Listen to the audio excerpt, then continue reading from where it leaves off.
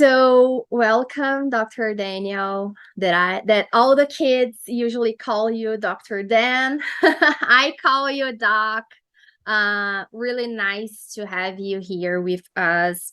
We have uh we know each other since I believe 2018 in person, but I believe we talked by email since 2017, something like that, because of Lego therapy. So welcome, and I would like you to present yourself for the ones who do not know you. Okay, I'm Daniel LeGoff. I'm a clinical and developmental neuropsychologist, originally trained in Canada, in Vancouver. My home university is Simon Fraser University. And I've been working with children with neurodiverse problems, including autism, since I was a kid, pretty much.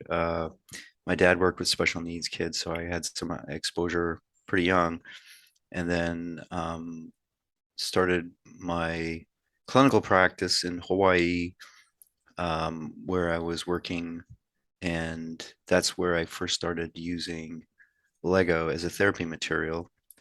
And even though I don't use Lego on a daily basis, or I'm not a typical sort of a-full adult fan of Lego. I have been promoting the use of Lego because it seems to work, and understanding why it works so well with, especially with this population of neurodiverse kids, has been an interest of mine for quite a long time. And over the years, while I've been practicing full time as a clinical neuropsychologist, I've also been advocating and providing training to people internationally who are interested in using Lego the way I did, which was in a club format for kids to join, like a Lego club, and in the process, learn how to collaborate and interact with each other in ways that help them collaborate, communicate, and interact with other children outside of the club. And there's now quite a growing literature on that topic, and more people are using this methodology, and doing research on it, and finding that it works. Okay. And people could here in Brazil could get a little curious to know because you were a clinical neuropsychologist. That we always joke that it's your day job for now. For many years ago, it was run Lego groups uh in your practice. So, what a neuropsychologist, a clinical neuropsychologist, do in the United States? What is it part of your job for these days, along with write books? Yeah, yeah. The writing books is something I've done in my spare time, and what in the workshops and talking that I do about Lego is also in my spare time. So what I do clinically is evaluate and develop treatment programs for children with either developmental problems or acquired brain injuries. So kids with any type of genetic or acquired early brain injuries, or traumatic brain injury, toxic exposures, that kind of thing. To some extent, attention deficit and learning disabilities are things I've helped with, but most of the time, I interact with kids who have cognitive learning, and then interpersonal and emotional problems that can result from being different, and not because of their experiences in the home or in the community. So I don't deal with a lot of emotional issues that result from relationships and trauma and things like that, but from organic basis. So if there's things that make someone different neurologically, the way their brain works, that's in my territory. So neuropsychology is really the field of understanding the relationship between the brain and how people function. Okay. So you usually do like treatment plans. Yep, I do treatment plans, educational plans. I mostly collaborate with teams, whether it's in a rehabilitation setting where people are being assisted with recovery from a brain injury, or once they go back to public school or sometimes private school settings, special needs students, um, or developing programming for kids who have innate differences like autism. How do you help them achieve the most for themselves and meet their life goals? So I collaborate with educators and therapists to come up with educational and rehabilitative support plans. Okay. So we have another video, maybe two here in a YouTube channel about Lego therapy. So the ones who want to know, I will let the link in the description because we have talked like for quite some time about Lego.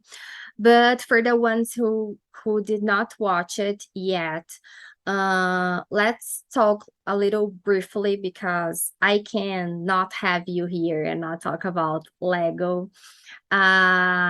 So you have two books. One is one manual of Lego therapy, and the other one are stories I have right here behind me.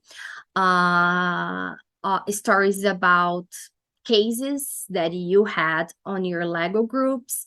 So let's tell people what it is Lego therapy and what it is not, because I know that we also have many confusions and people misusing Lego therapy, wanting to create something that Lego clubs are not. So Lego clubs that I learned with you, it's supposed to be fun. It's not something to be scripted. You need to really, you are not there to tell the kids what to do. So let's one more time have this opportunity to talk about this, because I know that this is something that really upsets you when you see people misusing Lego therapy and doing things that they are not supposed to do. Yeah, when the initial group of people who I work with in developing Lego therapy, I mean, I initiated it pretty much by myself at first, but it's important to keep in mind that the idea really came from the kids, and there were two observations that I made that sometimes people don't really understand the implications of what I was taught about these observations, but I want to emphasize that. One was that kids would come into my playroom and they typically wouldn't notice that other children had been playing in there. They wouldn't point out that other kids had done something creative or had been playing with the materials there, whether it was a clay structure like Play-Doh or plasticine, somebody had made something, or it was some kid was drawing on an easel and there was there's artwork on the walls, or there's play materials all over. There was different types of playstations in the playroom, and they wouldn't notice that. But if they saw Lego on the shelf, they would not only notice the Lego, but they would ask, who made that? And I realized there was something unique about the Lego that they were interested in because it was an interest of theirs. And so they identified with the Lego because it would somehow means there's another person who shares that interest. And having a shared interest or a shared value for that activity is a spark of social identification, right? So they're thinking, I'm like this other person. And if you look at the work of people like Dennis Maltsoff, his whole career since 1977 has been focused on this issue of what is it about people that from early on, from infancy, right from birth, they look at another human being, they look at a face and they go, I'm like you. You know, there is an inherent social identification that most people have with other people. And it turns out that that is a trait, sociality, which is distributed in the population, something like intelligence or height or weight. You know, like it's a genetically determined, but also environmentally affected characteristic. Um, and so if you think about sociality as a trait, it's going to be distributed normally, like other traits. So a bell-shaped curve distribution in the population. So some people are going to be at the low end of sociality, a small portion of the population. Most people in the middle of the bell are going to have moderate levels of sociality. And then towards the high end, you're going to have very gregarious, extremely sociable people, and usually very socially successful people. But all parts of the curve are normal. That's what normal means. It means normally distributed in the population. So it's normal to be maybe low on sociality. So you're not as sociable as some people, other people are. And that doesn't mean you're not normal. But I think there's aspects of being autistic that can start with just being low on sociality and then get made worse or exacerbated by experiences. So when other people don't like you because you're not social, or other people don't understand you because you're not social, or you get in trouble at school because you're not social, or you get in trouble at home because you're not social. So being kind of less motivated by other people and not seeing the same similarity between yourself and others makes it harder for people to adjust to a highly social environment. Humans are inherently social, and we grow up and we live in sociocultural systems. And so adapting to sociocultural systems requires some level of motivation to participate in them, and especially to contribute to them. You know, to contribute your unique creativity to a system means that you identify with it. You think, oh, okay, I want to be on this team. I'm part of this team. I want this team to succeed. You know, and if you don't feel that way, then you're not contributing to the team, and the other team members are like, yeah, this guy's not one of us. You know, and that creates a negative dynamic. Um, so to me, that observation that children identify with each other because of a given activity was an important one. The other observation was that, you know, I sometimes describe it as this one time when two boys were in the waiting room and they both brought Legos to show me, and one kid was leaving and one kid was coming, and they saw the Legos in each other's hands and they started interacting with each other spontaneously. But you know, that happened more than once. So observing that kids, when they saw another kid had an interest in Lego, that they were, you know, because I started putting Lego magazines and Lego catalogs in my waiting room because the kids were more interested in reading that than they were in the typical kind of kiddie magazines, right? So I had kids in my waiting room, and they would pick up a Lego magazine, and another kid would see them with that. Or the kid would have brought Lego to show me, you know, them working on a project at home. And they would say, oh, you're a Lego person. You're like me. And that like you're like me experience was so important that I wanted to try to capitalize on it and make it, you know, kind of help them grow through experiencing that.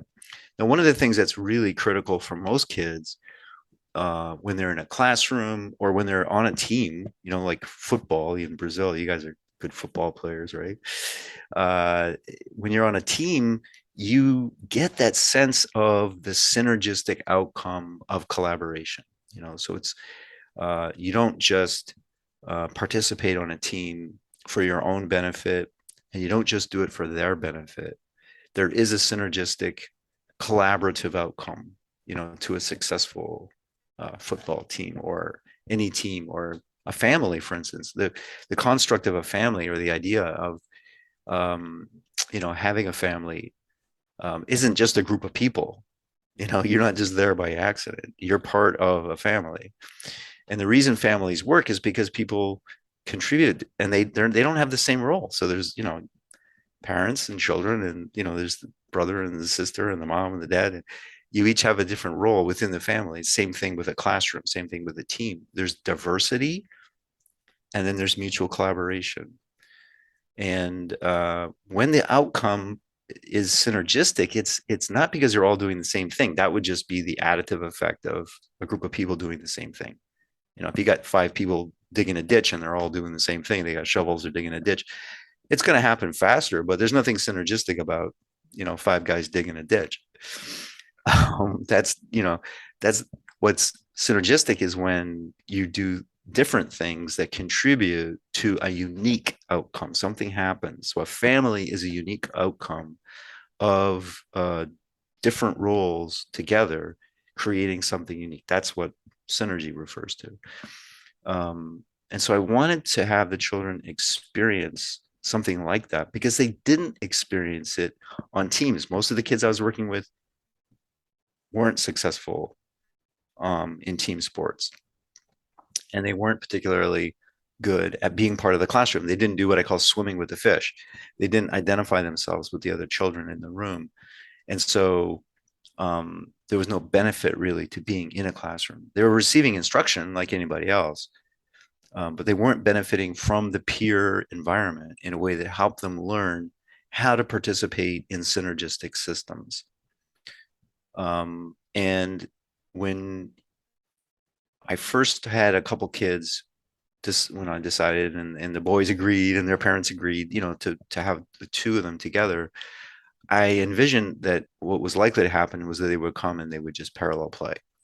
They would just build Legos next to each other, and they might become friends. It's possible, but they wouldn't really experience any kind of synergistic outcome. It wouldn't be like that sense of we collaborated and we achieved something together, joint accomplishment.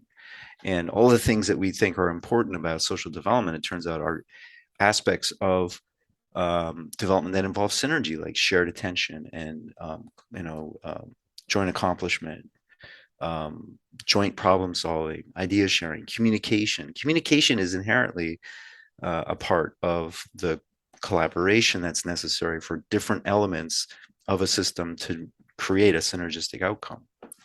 So I came up with this idea of doing a division of labor. I'm like, I know how to build a Lego set, and you got to get the parts and you dump them in a tray, usually a tray because the parts go on the floor, right? And then you look at the instructions, and then you figure out how to put the pieces together. You start putting the pieces together according to the step-by-step instructions.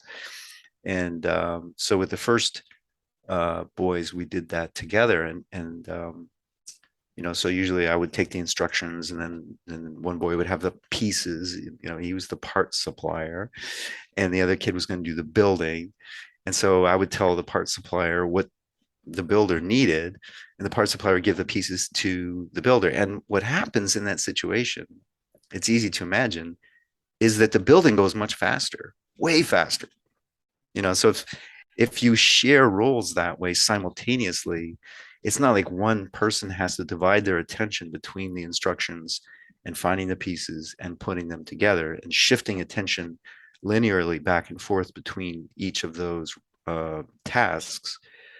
They can happen simultaneously, and as a result, the building of a Lego set went quickly, and the boys really enjoyed that. They could build a pretty elaborate Lego set in an hour, as opposed to taking many hours for themselves individually. And so they seemed to benefit from that. And then we raised it up on a level and started having them do freestyle creations, where they're going to come up with ideas to build their own things, and they would use unassigned pieces. This is like another level of creative synergy, that they would take pieces of Lego and think of something that they could build with them and create, but they had to do it collaboratively. And over time, the boys who were building Lego would put them on the shelf. We had a Lego corner, and now we have our own Lego shelves. And the other kids would see that and they would start asking, what's going on over here? What, like, who's doing all this Lego? And I said, yeah, I got some kids that are interested in Lego. They're coming in, they're playing, they're building Lego. And I said, don't touch it. Those boys, they like their Lego. And they're like, well, I love Lego. I want to join them. I want to do that too. Um, and that happened very quickly. So I went from 2 kids to like 70 in a bunch of different Lego clubs within a few months. It turned into a thing. It was like boom. It happened very quickly because word got out with the parents and with the kids, and it was obvious that something was happening in the playroom. And pretty soon, the playroom wasn't a playroom anymore; it was a Lego room. Because all the kids when they came in and they would prefer, they were like, like I would be trying to do communication and interaction and play therapy with them in different modalities, and I would let them choose what they wanted to play in a kind of a floor time model. Um, and they invariably wanted to go to the Lego corner because it seemed to be where the action was. Um, and then after a while, the kids got so good at it that it was kind of engaging and challenging for them, not just the Lego materials, but the social part of it. They really wanted to be able to share their ideas more effectively and do bigger projects. And so they got kind of ambitious even socially. So after a while, I had kids in Lego Club who were above age level, in terms of their social development, their communication and leadership skills and everything. These kids were taking over classrooms at school, because they were just so much more socially effective than their peers. Because they practiced it and they wanted to get good at it. They were motivated to learn how to be effective socially. And the next level that came along was this idea of using Lego to do stop motion animation and to create sets, for films. The stop motion filming became a popular thing for them. Then the kids started sharing stop motion animated films with each other, and that created another level of complexity in the system, because then they have script writers and directors and voice acting and set design and set building, and like they have all these different roles that are diverse, and they contribute together to an activity that was very compelling. They're very motivating, and let them succeed. So eventually we had like a Lego film festival. We had like this very elaborate thing going on for them. Of course, we never told them it was therapy. It was always just the Lego club, and they could do whatever they wanted with the Lego club. I had a budget for it. I would buy the Lego, and they could talk me into buying more Lego. I'm like, yeah, let's do it. Let's get some cameras. Let's, get some additional furniture, whatever. And it became quite a thing. And then, other people obviously got interested in it. I had students come and, participate, and they would tell other people about it. So just as much as the kids and their families by word of mouth shared about Lego Club. And because then I moved from, Hawaii to New Jersey. And actually, I took a job in a very behavioral setting, Bancroft Neurohealth. And even the behavior analyst would come in and look in the room and see what was going on. And they're like, wow, that's something, like autistic kids collaborating on elaborate Lego projects together and communicating and being very motivated, hugging each other in the waiting room. There was definitely something going on, and it wasn't just data. We did collect data, going back to, I published the first study in 2004, but the Lego Club started in the 1990s. The first study was published in 2004, but soon after that, it was pretty obvious that there was something going on, and you didn't even need data. It was just obvious. You could just watch one Lego Club and people go, yeah, all right, obviously that's working, because these kids are collaborating, communicating, interacting, and they're very motivated to be there. They never miss a group. They show up every week on time or early, and they hang out in the parking lot with each other, and they have Lego birthday parties at home, and they go to each other's graduation parties, and like they become part of each other's lives. Like there is a social uh, experience that happens or emerges out of doing this project together, because it's a shared activity, and they identify with each other. That's an important point, is they were on the same team, and even though they didn't wear a uniform, they understood that they were on the same team. Yeah. And for a professional that it's listening to us and he or she liked it and thought that oh, this is amazing. I want to try that. I want to learn more about that. What are the abilities? What should a person do to run a Lego club? Where could I start? Because that's these are things that I usually receive when I talk to people. I always say start reading the manual. That would be your first step, and then you can go and read the papers that it has. But what would be the abilities and how should I start? Because that's something that it really, if I am a psychologist and I run a practice, I have my meetings, my sessions with my clients. Maybe I am an SLP and I have my sessions. Maybe I am a teacher. Uh, where should I start? What are the abilities? Who can do that? I know that you did never want to do a certification and or an organization of this process in levels and become Lego therapy, Lego clubs and organization. But we also have good people who are really good in their jobs and they want to do better. So where should I start? What are the abilities that I need to have? What Yeah. could you tell about this? I think the starting point is necessarily a particular professional training. When I first introduced this idea to Simon Baron Cohen, that was in the early 2000s. He came to a talk I gave in Philadelphia, and um, at the time, he was very interested in the systematic reasoning ability of autistic individuals, how they use systems as opposed to social reasoning. And he thought using systematic reasoning to help them develop socially was a good idea. And he went back to Cambridge, and one of his graduate students, Gina Owens, who's now Gina Gomez de la Cuesta, but Gina Owens came and stayed with me in New Jersey and attended my Lego clubs with me. And then I wrote that manual,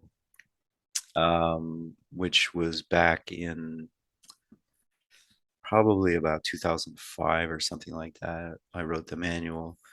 And it's pretty much out of date. This is the book here. This thing. Yeah, this is the English version.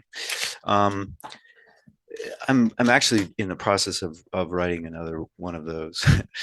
And I think Gina might be writing her own. I know they did a summary of this. I mean, it's a pretty flimsy book. It's like, how do you do a summary of this? It's pretty simple to begin with.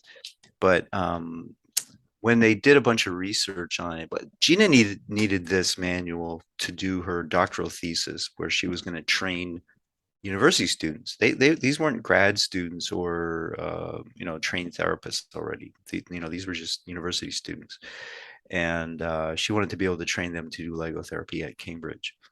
And so that was the first replication study. And I wrote the manual for her to use in her doctoral work at Cambridge. I will pick And up the books. I'm listening to you. I will just pick up the books that are here, but you can go.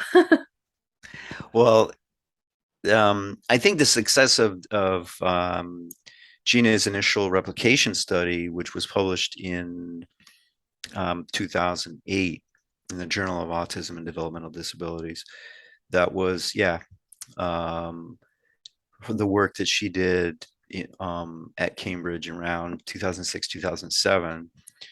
And there was another replication study that was done by 3 universities in Portuguese version. yeah, So we have it. And this is the translated by second. McKelly. Yeah. And this is the second book that I Yeah, that one was. describes the development of the model. Yeah.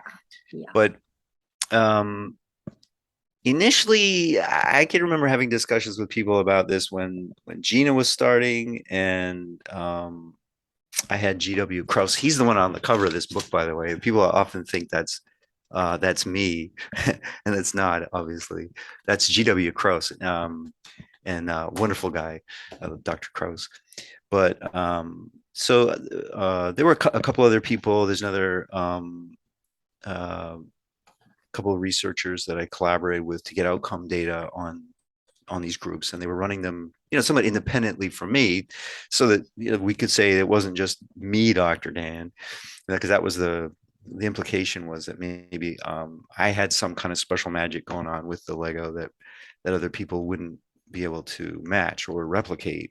So we had other people doing it, including Sarah Allen Levin, and Sarah Allen, G.W. Krause, Brittany Lyman were all involved in the early replication groups.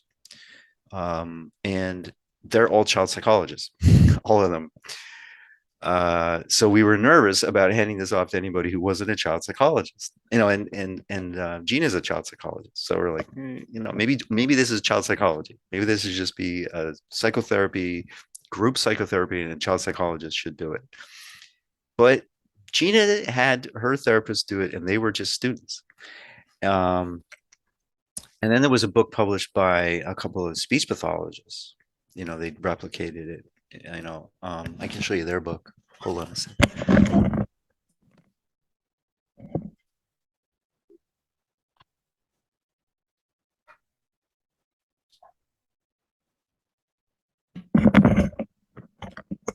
I don't know if this was in the previous video or not, but this is Don, Ralph, and Jackie Rochester, who did basically a translation of this into this for speech pathologists. Now, I'm almost finished writing a revision of this manual. And at this point, it seems as though it's important to emphasize the main therapeutic ingredient of Lego Club, if you will, is the kids, not the therapist. And that's the biggest problem that I've seen with a lot of the replication groups that have happened in the UK and in some other settings, is people get the idea that this is like a classroom activity, and that you're a teacher and you're going to teach these kids something, and they're going to do it with Lego. The Lego lists the material, but you're still in charge. You're in charge of a group of kids. And that's the wrong place to start from. So thinking about the credentials of the person who's doing it is important only to the extent that the person has to understand how to get the right kids, and then how to get out of their way and let them do what they're going to do with the Lego. Because my experience, I facilitated the initial groups just to get it started, but the main ingredients of it were the kids themselves, not me as the therapist. So they design and implement their own therapy. So I think that, the qualifications of the person is you really have to know enough how to get out of the way. That's because it seems like the people who understand this the least are typically the ones who are the most active in the room. Like they'll tell the kids what to do. And if you really understand what you're doing, you don't tell them what to do because they have to be motivated to do it themselves. And you really have to anticipate what their needs are going to be. So you have to have the room set up right to begin with, and you have to have the right kids in the room. But if you get the right kind of kids and the right materials, you don't have to do much at all. It just sort of takes off. It's like bread, get the right yeast, the water of a certain temperature, and flour. You put it together. The more you mess with it, the worse it's going to be. If you start poking and prodding and messing and trying to make it rise, you're gonna stop it from happening. You have to put the ingredients together and just let it happen. And that's an important point, I think, for the Lego Club model. the security of the environment is also important. I've seen many people recently trying to run groups in the corner of a room with other kids doing other stuff, or like in shared spaces, or um, activities where the kids don't really have much time together. Like they don't get a sense that they belong to a club. They get a sense that they're being put into an activity. And they're like, yeah, I'll play with Lego. Great. But they wind up doing parallel play because they don't identify with the other kids. Why would they don't see anything about them that's similar to them? They don't get a sense that they're part of a club. And they do see it as like therapy or schoolwork. They're Mm-hmm. being taught something. And that backfires because that's not. And if you think about education in general, what most kids take away from what they learn in a classroom is stuff that's useful to them. They hold on to it because they understand that they need it. Well, they see the value of it. And if there's no value to social interaction and social communication, why would you learn it? So that's the trick to Lego Club is the kids have to see there's an identification with each other and a shared value, right? And that can happen through the materials. You're like me because you like Lego, and Lego is really interesting and fun. And we share that value. Like we value Lego. It's important to us. We like the Lego system. We like Lego Corp. The kids just get off like they want to go to Lego Land. They want to go visit the Lego. They want to see Lego movies. They get excited when they see an ad for Lego. Like there's something about Lego that's they value, and they share that value with each other, which helps them identify with each other. And they have that "you're like me" experience. Mm-hmm. Now, if the focus is on the therapist, that doesn't happen because you're not like them. You're an adult and you have a role, as a professional. Whatever that professional role is, it means you're not one of them, you know. And I've always been pretty good at playing with kids and being childlike. It's part of my nature. I'm a playful, goofy person. But I've always kept in the back of my mind that I'm not one of them. I help them participate in the club, um, and they appreciate that, and they appreciate that I was willing to, basically pay for the Lego and give them a room to play together. And they never asked me like, why does a doctor have a Lego room? Like, they understood that like if they just came into my consulting room, they would see there's no Lego in my room. Like, that's not what I do for a living. They're like, why do you have a Lego club? And so that was my gift to them. It's like, okay, I'm going to give you guys some Lego and you're going to play together. And I'm just going to make sure you don't kill each other in the process. Like, Mm-hmm. you really have to kind of facilitate it to some extent, but you're just creating a safe space. And that's really a big important part. If you think about your own children and how you help them play, you don't teach them how to play.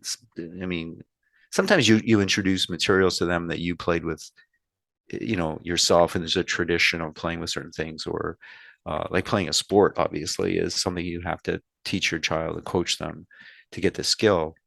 But the motivation to do that comes from them, you know because if you're trying to get a kid to play a sport and you have to like reward them for doing it, it's not enjoyable to them. They're not motivated. It's when a kid looks at the players, they see their team, out there. What's your team? Las Palmas or Uh, Palmeiras? yeah, yeah. That's No, in Sao Paulo. yeah, yeah, Palmeiras. yeah, yeah, So if yeah. you're a Palmeiras fan as a dad, you want your kid to be a fan of that Mm-hmm. Yep. club, and get excited to watch the game and see the stars, making good plays and scoring goals. Um, and if they're not motivated, then that's tough. How do you generate that motivation? They have to identify with other kids and other players and with you. They have to see that you're like me because we are the same. We share this interest. Um, to get there, I think one of the ways you can start is by having them find something that they share already. It's an island of interest, an island of self-efficacy. It's an island of identification. Like we're on this island of Lego together and we have nothing else in common, Mm-hmm. but we're here and we share this interest, and therefore there must be something about us that's similar. And so they can branch out from there. Now, one of the problems that people run into is they have kids who aren't on the spectrum, if you will, or autistic. They're socially outgoing kids that maybe have behavioral problems or ADHD or something like that. And people say, "Oh, ADHD is on the spectrum." That's nonsense. I think the spectrum's got stretched beyond recognition. It doesn't mean it's a meaningless term now. But in my mind, people who are really autistic are people who have difficulty developing socially, period. They have a low sociality, they have complicated problems with other people, and they're not antisocial. They follow rules. They don't break rules. So if you get rule breaking kids, don't put them in your Lego club. They'll steal your Lego, and they'll steal things from your waiting room, and they'll spray paint your car. Like they're gonna be in trouble. So there's antisocial kids are not Lego club kids. They're autistic kids are socially clumsy. They're not very socially motivated. They don't identify with other kids. They don't swim with the fish. They're not athletic, and they don't get other experiences of social synergy. And when they have an interest in Lego, and or even not, they just see a bunch of other kids that are kind of like them, and they see that those kids are interested in Lego. They want to join them, and they will participate naturally. And a question that it could come, and I want to go to our next subject, that it is the new book. It's if a kid does not like Lego, you will not put this kid in a Lego club. So if you have a parent that comes to you and say, okay, I want my kid to be more social, but Yep. he does not like Lego, what would you say? How what are your thoughts on that? Um, well, I mean, it's been a very rare kind of experience for me to find kids who, when they see what we do with Lego, won't go, "Oh yeah, I get it." Like I'm interested in Okay. that. What Okay. they have a hard time imagining is how they can get their interests to jive or be part of a Lego club. So, give you an example, I had a kid who was not interested in Lego. The parents told me now, I mean, we want you to work with him individually, as a therapist, but we don't think Lego Club will be helpful because he's not interested in Lego. And it's like, well, what is he interested in? And it turned out he had a fascination with math. So he's very good at that, but he was also interested in the weather and weather modeling and weather prediction and weather channels. And so his obsession was watching the Weather Channel and reading about the weather and going online and downloading weather charts and weather stuff in his room. And so he was very interested. Um, so I took him into the Lego room and I said, "What would you think about, if some of the kids in the Lego room helped you build a weather channel?" And he saw examples of Lego sets or scenes that other kids had used in stop motion films, or there were just like, scenarios like we had a Lego McDonald's. Someone had built a replication of the whole of the buildings that were in the downtown part of their small town. So the post office and the bank and the corner store, like a 7-Eleven and a McDonald's and a school and all, there were these, city things. I said, I think we need a weather station, and maybe we could send weather explorers around the world. That would be a nice adventure. We could do stop motion animated film about that. We could have a weather boat and weather airplanes. And this kid was just ideas started spiraling. He was like, yeah, yeah, yeah, yeah, he wants to do this. So I said, well, that's the Lego Club does have a structure. That's one of the things a lot of people forget too, is that there's levels in Lego Club and there's roles in Lego Club for a reason. And part of that is you have to demonstrate competency, you have to participate. And one of the things that's very motivating for kids to participate, to continue to participate, is they have to work up through the level system. All right. So you join a Lego Club as a helper. You're not in charge when you're a helper. You're helping other people with their projects, and you do relatively simple tasks. But when you can demonstrate to the other kids that you're competent at these tasks, then they give you more responsibility. And so you go from being a Lego helper to a Lego builder. And a builder doesn't just build. A Lego builder is the role that it's involved in putting like sets together or following directions from somebody else about how to build something. So you're not creating sets. That's the next level. That's Lego creator.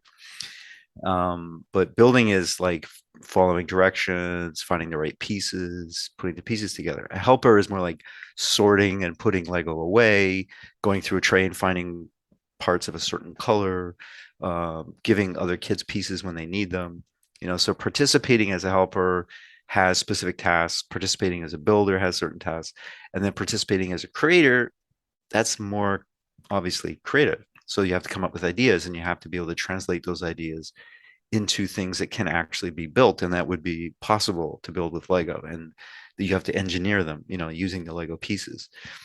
And we used to kind of go, up to like Lego Master was really the level where kids would is the next level above creator, where you have to be a group leader. Because for a successful build, whether it's a large complicated set or it's a big freestyle creation, um, you need to be able to keep the group focused on a task that sometimes takes multiple sessions. And so you need a lot of interpersonal skills as well as organizational skills, leadership, and planning, to be a Lego master. So those are the skill sets. Has much less to do with Lego and has more to do with your interpersonal abilities and organizational skills, like organizing a task for a group of people is a Lego master skill. So when a kid joins a Lego club and they have an interest, I would give another example. There was this girl who had no interest in Lego. She thought it was a boy thing and wasn't, just didn't see Lego as being relevant to her. But she was interested in animals and wanted to be a veterinarian. But then when I took her in the Lego club, I just popped open a drawer and showed her like a whole drawer full of Lego animals. And I said, "What do you think you could do with these in here?" You know, and she thought about building a zoo. you know. So I was like, well, you could pitch that idea to the kids in the Lego club, and if they like the idea, they'll build a zoo for you, and you maybe get to be the leader. But first, you're going to have to start off being a helper and then work your way up. So before you can say, I want to build a zoo, you're going to have to convince the other Lego kids that you know how to put Legos together. And she's like, I can put Legos together. I'm like, sure, fine. I believe you, but you got to convince them. Otherwise, they're not going to let you build a zoo.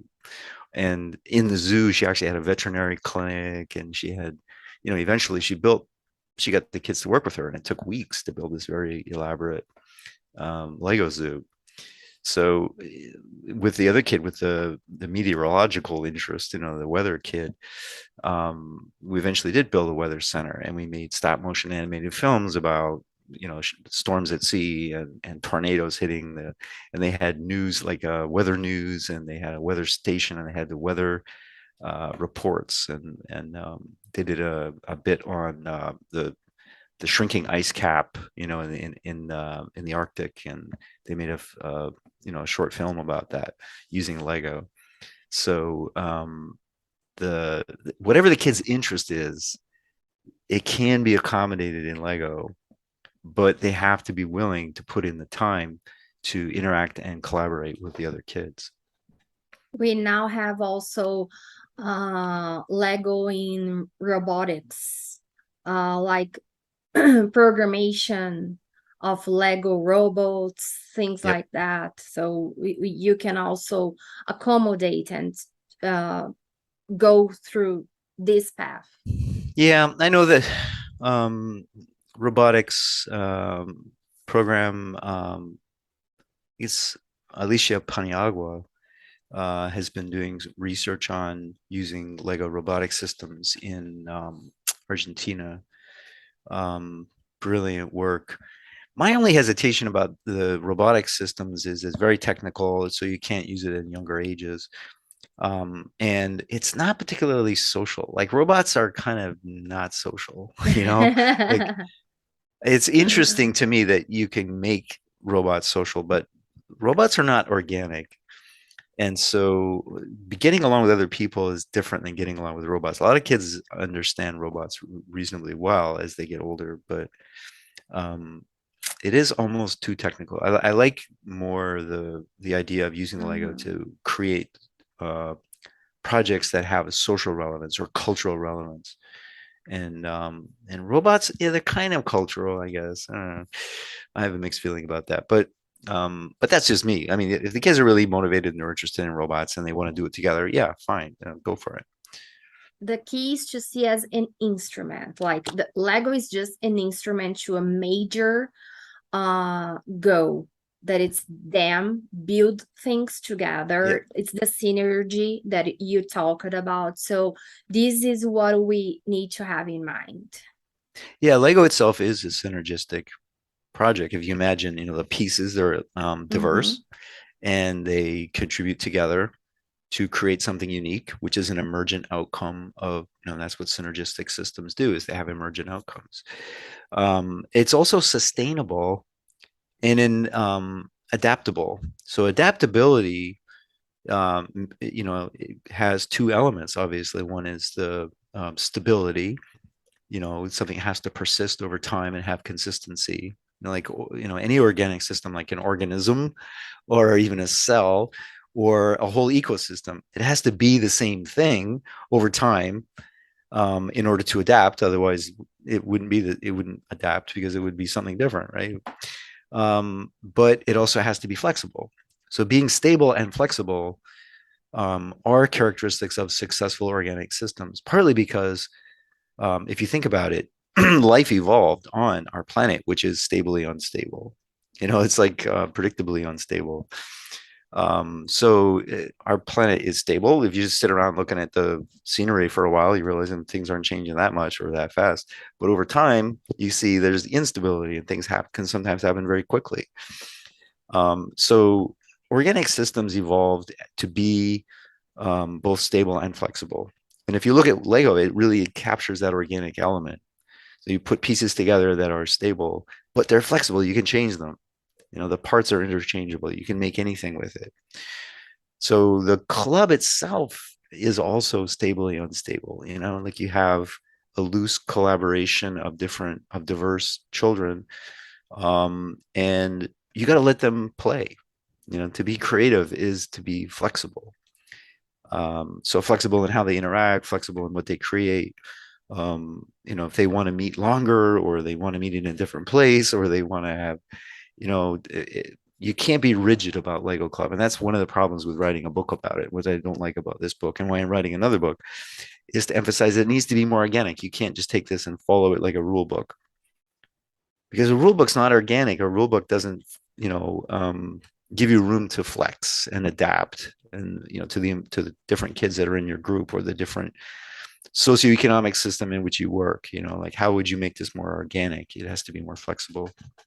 I get you cannot predict like all the situations that it will happen on a Lego club, so that's why it's so hard. I get. So you have a new book that it's right there with you, and it will be released on April 15th. Yeah, 1 week. Uh, 1 week from now. Why did you write this book?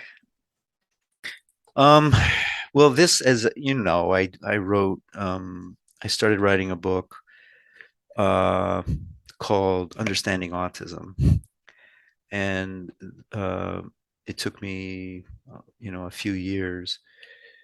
The project was basically started because the Lego manual doesn't have a theoretical basis for it.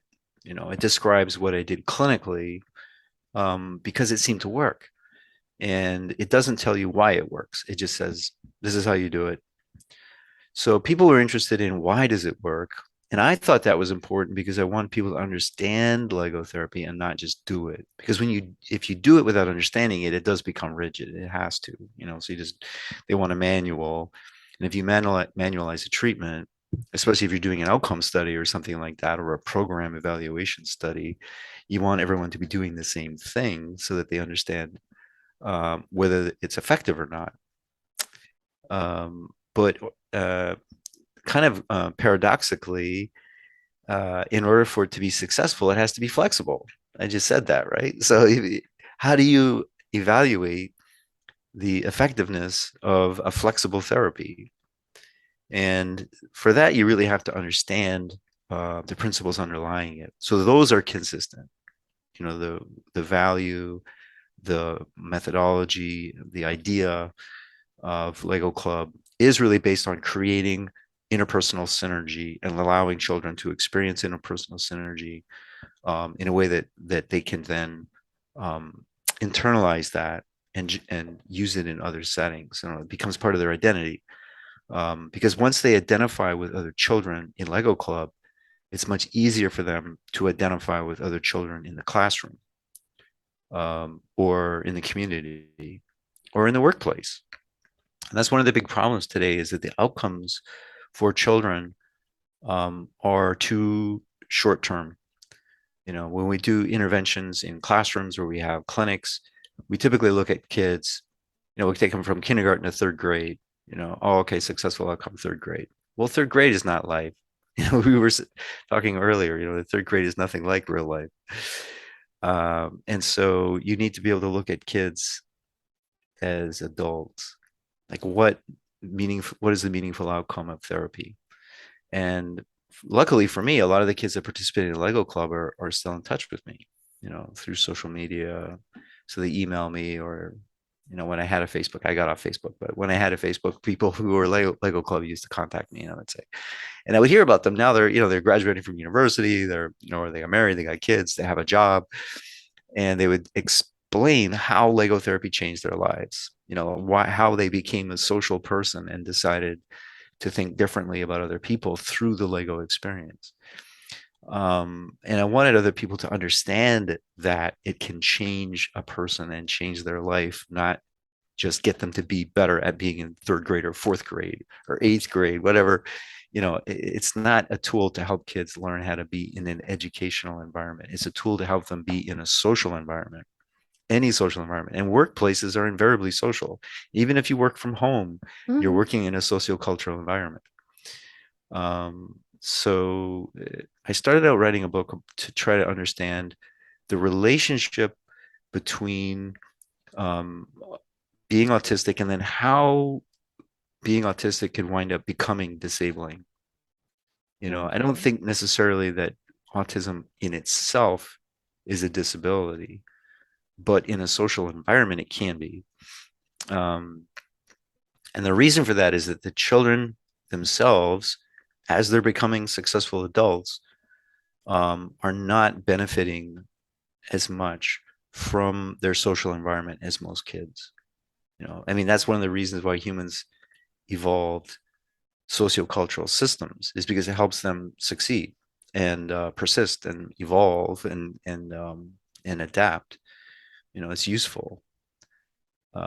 And what is culture, right? Culture is what humans have evolved to help them to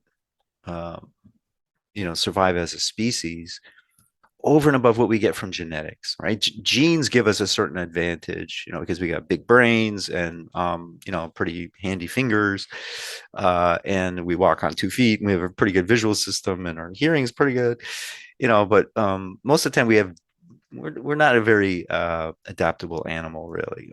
We have thin skin, and we're not that fast. And we don't have claws, and our teeth are pretty useless. So we're not a particularly adaptable animal organically, but we're incredibly adaptable once we collect together, right? We have social support, we form families, and we form groups. And we use tools and technology, and we teach our kids how to do that. So when we learn something, we don't just use it for ourselves, we teach our children. And teaching our children that's how we think about children. It's like we need to teach them how to be successful adults, because they're not going to learn it on their own, right? Well, an autistic kid is born not being particularly social, doesn't understand, like, why would I want to learn all this stuff? I can learn on my own. Their brains are perfectly good. They learn very well on their own, but they don't learn the stuff the way we understand it. And so they have a hard time integrating into our sociocultural systems. And to me, that was a failure in two ways. One is it's frustrating for the child and for the young adult to try to understand and interact with social systems, from the classroom to the workplace to the community, their neighborhood, or they just don't understand. They're like porcupines with the rest of the world. It's hard for them to really establish relationships and succeed socially. But it's also the other problem is that it's a loss for us as society. More and more kids are not participating and not contributing to sociocultural systems, and that's a amount of diversity, of unique ideas, of creativity, and people underestimate the value of diversity. They don't understand how much we're missing out if we don't help those unique individuals participate in the system that we have. Participate in culture and participate in society. So I wanted to try to express all of that in this book. By the time I was finished writing it, it was ridiculously long. It was too long. Couldn't publish it. I gave it to my publisher, and the publisher at Jessica Kingsley just said, "No, I'm not publishing this. Is 1,400 pages or something." It was ridiculous. And I actually sent it to Simon, who's now Sir Simon, and he said, I think this is good, but I think it's 3 books. He was like, it's not 2 books. It's too much for that. It's probably 3. So the first part of the book turned out to be a kind of a in-depth assessment or analysis or critique of the behavioral understanding of autism, which is dominant. I mean, not all around the world everybody uses the behavior analytic approach to autism, but in the United States, it is the model. If you have health insurance and you go and you have a kid with autism and you want to get services using your health insurance, you're going to get ABA services. That's all that's available. That's all that your insurance will cover. I mean, you get to see a child psychologist, but if you want, like real therapy, you're going to get ABA. And same thing with schools have gone predominantly towards ABA models. The problem with ABA models is that they're focused on behavior, not on the neuroscience of autism or even on this sociocultural aspects of it. So it's very individually directed. So it's, some behavior analysts look at what they call the natural environment, which is the classroom. But there is an emphasis on behavioral outcomes, and the model itself, the theory, is derived from Skinnerian radical behaviorism, which most people probably don't really even understand what that means. Like Skinner's idea was so radical that most people think, no, that can't be it. They think they got it wrong. They're like, no, that can't be right. It is a radical theory. And the idea is that we don't make choices. I mean, we think we do, because we pay attention to our thoughts. But Skinner thought your thinking is irrelevant. What's important is what happens in the environment. The rewards and punishments determine what your behavior is going to be in the future, and not your brain. I mean, your brain is part of what allows you to act, but the things that you can do generate what's called free operants, essentially. And that actually, Skinner didn't come up with that word. Charles Foerster did. And Charles Foerster was the first guy, F-E-R-S-T-E-R. He's the guy who first decided that he wanted to use Skinner's model with humans, and in particular with autistic humans. Like, he was the one that first got behavior analysts interested in working with human subjects. So I had worked with and studied behavior analysis for many, many years. And, when I first started, behavior analysis was not a separate field. That happened after I was already trained and practicing. Behavior analysis was part of psychology. It was behavioral psychology, and B.F. Skinner was a psychologist. Charles Foerster was a clinical psychologist. Ivar Lovaas was a clinical psychologist, not a behavior analyst. There was no such thing as behavior analysis when Ivar Lovaas started doing his first studies. And when I first started studying autism, there was no such thing. It was a behavioral psychology applied to the classroom. The experimental analysis of behavior is what was done in the laboratory. in conditioning chambers. So with animal subjects, mostly rats and pigeons. And they used like Tolman was a guy who used mazes, but that's a bit of a myth. Skinner got impatient with mazes pretty quickly because the rats wouldn't do what they were supposed to. They were jumping out of the maze and making trouble. So he just stuck with the conditioning chamber with the levers and worked on different types of learning parameters and pigeons pecking keys with food pellets. So the principles of ABA came from the laboratory and were quickly taken into use with individuals with pretty disabling levels of autistic conditions. Developmentally disabled adults were the first population that they used those methods with. But from there, it pretty quickly got picked up by guys like Lovas, who saw the opportunity to work with a unique population of kids. And it didn't really jive well with what was going on in the current field of developmental neuroscience at the time, right? So the cognitive revolution and neuroscience revolution were happening around the same time. This was in the late 70s, early 80s, that Lovas was, as a behavioral psychologist, was interested in bringing Skinnerian techniques into the classroom and replacing traditional educational methods, which required a teacher-student relationship, with an instructor who was using the same types of instrumental conditioning techniques as you would use with a rat or a pigeon. So you didn't have to have a relationship with a rat or a pigeon. You just had to use the correct reinforcement schedule.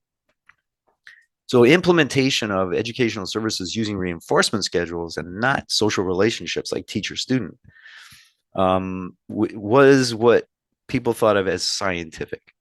The problem was it wasn't science because it wasn't really based on what was happening in the world of science in autism, which was trying to understand the differences in autistic brains or the differences in how children learn socially.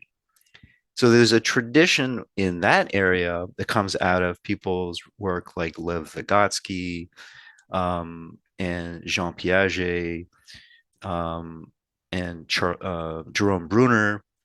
Those were people who understood the cultural context of learning and the relationships that are important. So peer relationships, classmates, brother and sister, big brother, little brother, dad and son, teacher, student, they pass along a cultural history.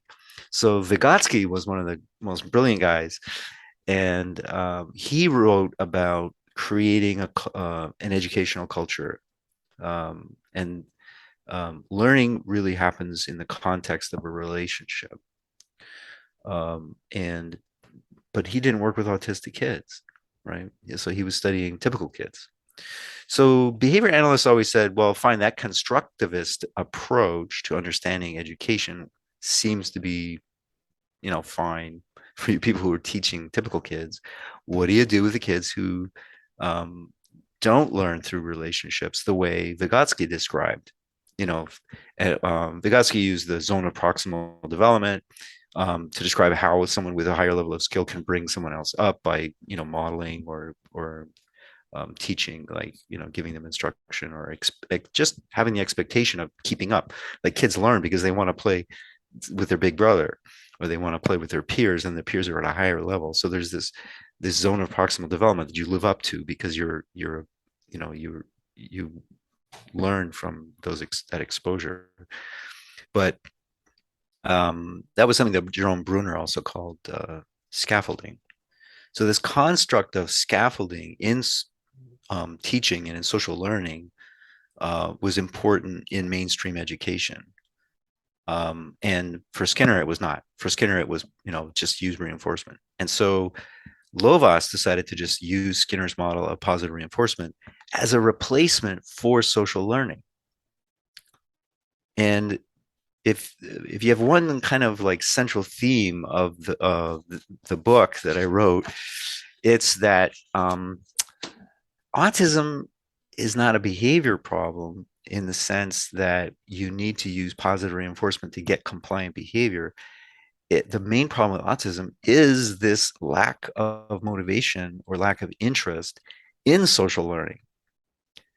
And you don't help them by avoiding social learning by using positive reinforcement. And you're not going to make them more interested in other kids or in social learning from a teacher or from their parents. To experience scaffolding, you have to identify with the other kid. And you avoid all that using a behavioral approach. Now, some natural environment people are saying, oh, well, now we're using like, so the Denver group are saying that they're using constructivist approaches within behavior analysis. Well, that's not behavior analysis anymore. That's constructivism.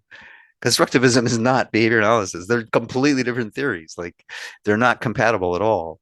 And they're saying, well, we're using positive reinforcement to get constructivism. I'm like, well, then you're not behavior analysts anymore.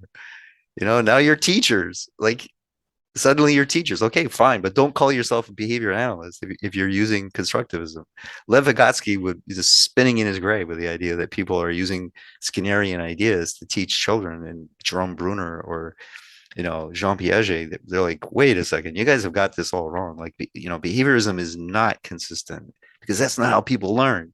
People don't learn by getting positively reinforced. Neither do rats, right? That's a bigger point. Like rats and pigeons function in ecosystems.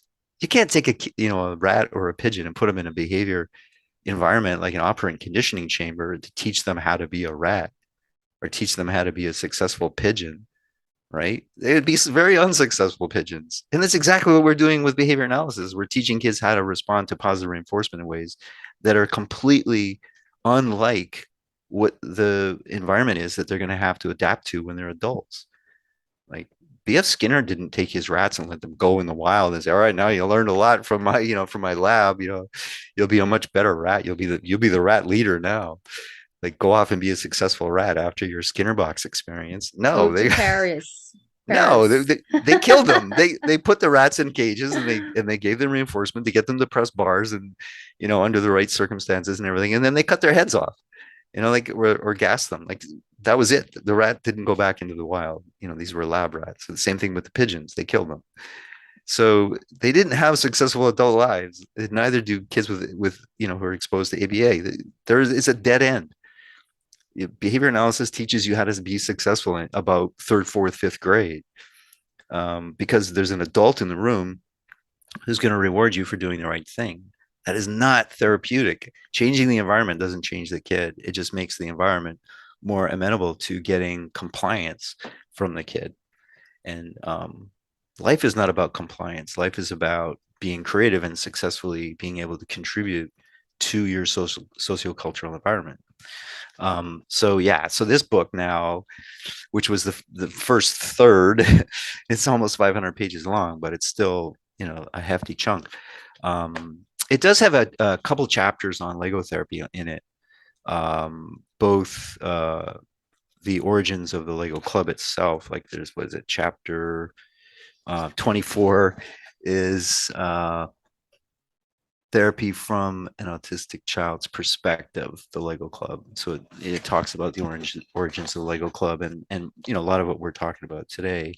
And then the chapter after that is called Lego-based therapy, the movement. And that's about like, where did Lego Club go from there? But another chapter in the book is on a movement that's very big in the UK and Australia right now, which is preemptive therapies or preventative therapies that are being done for kids who are at risk for developing problems that are considered autistic issues. And so this idea of the broader autism phenotype, which is genetic loading or characteristics of being low on the trait of sociality, if you will, like kids who are not particularly social, may need early help in identifying with other people, in a way that, Meltzoff's research showed that early typical infants have a certain level of sociality they're born with. You can improve that for young children if they're low in sociality by, through their parents interacting with the infant in ways that encourage social interaction and communication in early childhood, like infancy.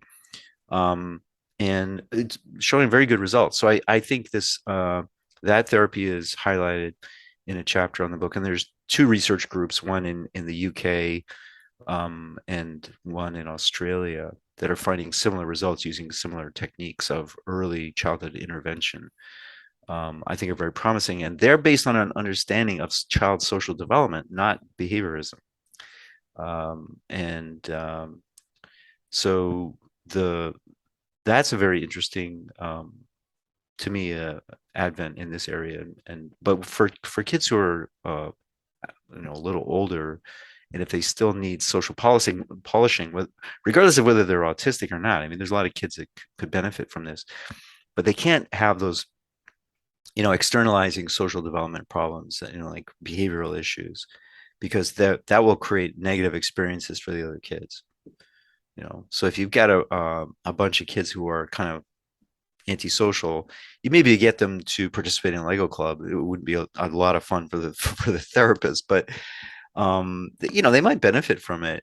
But I wouldn't put an autistic kid in there. That would be bad for them. So you got to be careful to kind of not have mixed populations of kids where some kids are going to victimize the other ones. But this book is not about, that issue. It's about being autistic.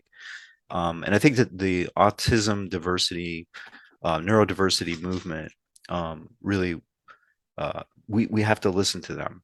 And I think it's, important to understand that their perception of themselves is important, because we have to understand their experience of being autistic, which is not what behaviorism does at all. That's another thing, is it's pretty top down and kind of arrogant in a way that they feel as though they know what these children need to learn as individuals, in order to participate in education. Well, the point of education is to give the person the choice about how they want to live. They get to make their own decisions. They get to lead their lives. Because if they're not free to live their own life, society doesn't benefit, because society benefits from diversity. So behavior analysis is really based on the Skinnerian premise that democratic principles had failed. Skinner was very pessimistic about society, in particular about democracy. And most people who read about ABA in the United States have no idea that Skinner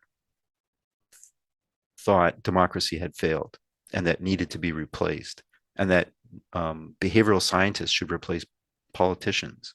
That society should be led by behavior analysts, not by politicians, and that this idea of electing leaders had failed because people don't vote based on their own interests or some understanding of their situation. They vote based on positive reinforcement and negative, and punishment. The environment determines your behavior. So we should have people who control the environment to control people. So he was an authoritarian autocrat, or technocrat. He thought that society should be run by scientists. And if Skinner was alive today, people here in Florida would personally take him out and shoot him. Like it would be no question. Like I don't think. I mean, ABA is very big in Florida. It's a big organization. I don't think most of the people in who support it, like who run school systems and stuff, have any idea that applied behavior analysis is really the antithesis of democratic freedom. They don't understand that this is a methodology that is designed for people with technological understanding of operant conditioning to control the behavior of their subjects. And that's what autistic kids are. They're participants in the experimental analysis of behavior. Experimental analysis of behavior is ABA. And it's operant conditioning, whether it's in a lab with rats and pigeons, or it's in a classroom with children, or it's in the community, or it's in your family home. It's the same. It's the same philosophy. It's like you gain control over someone else using positive and negative reinforcement, and what happens in here is irrelevant. So that's essentially what the book is about. Yeah, we definitely have a lot to think about, and I think that the biggest issue is that most people does not know the historical uh, progress development of behavior analysis. And like you said, most people did not read books like beyond of beyond of Beyond freedom and freedom, dignity. beyond, Yeah. yeah, that you and I had talked about. That's this whole idea. So when you dig dig deeper on these historical things, you stay more critical on the Well, if you want to see the trajectory, the full concept scenario. or philosophy of behaviorism, you should read Walden too, Mm-hmm. which was B.F. Skinner's early fiction book, about a utopian society in which that was run by behavior analysts. And you know, when was I'll tell you when Walden 2 was written. I think it was in the 1930s. But that kind of gave away Skinner's Walden 2 was, oh, sorry, 1948. It was published in 1948, Walden 2. Skinner's agenda remained the same. He believed at the time, 1948, remember this is after the Second World War, Mm-hmm. that society had failed, and that humans were not to be trusted because their self-interests were based on the environmental control of them because of the rewards and punishments that they were exposed to, not because of reasoning. And so he argued against people like William James, and even behaviorists like Ivan Pavlov, who still believed that the brain was this source of behavior, right? So Skinner came with this radical idea that the brain was not responsible for behavior; that was the environment that was responsible. And